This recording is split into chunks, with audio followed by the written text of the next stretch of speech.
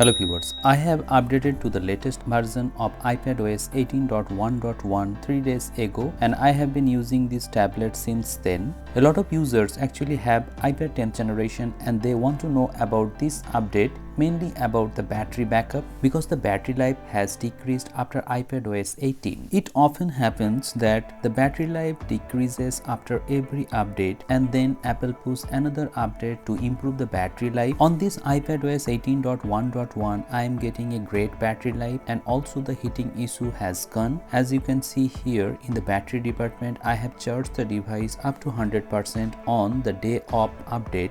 I charged the device before updating, so this is the final battery backup that I have got on a single charge on the day 1.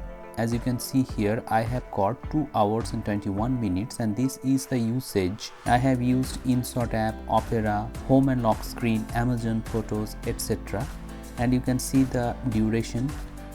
If you go on the second day, you can see that I have used, or the screen on time is 2 hours and 49 minutes and I have used these apps.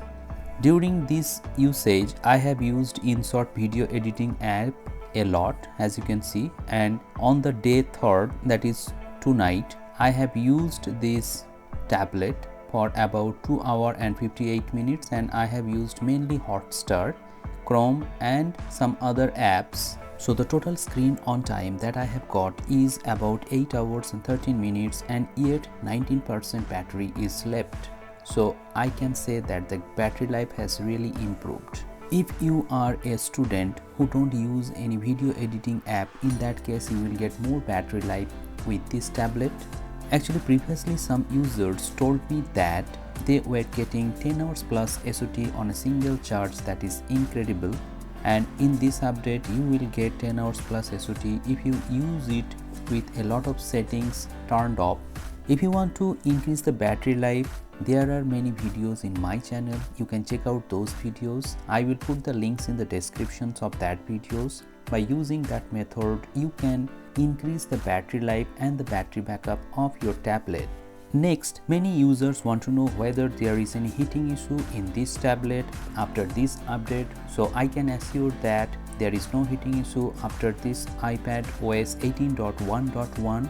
You can use your tablet in a cooling situations, plus the winter season is arriving, so you will have a great experience using this tablet. So this video is only about the battery life after this iPadOS 18.1.1.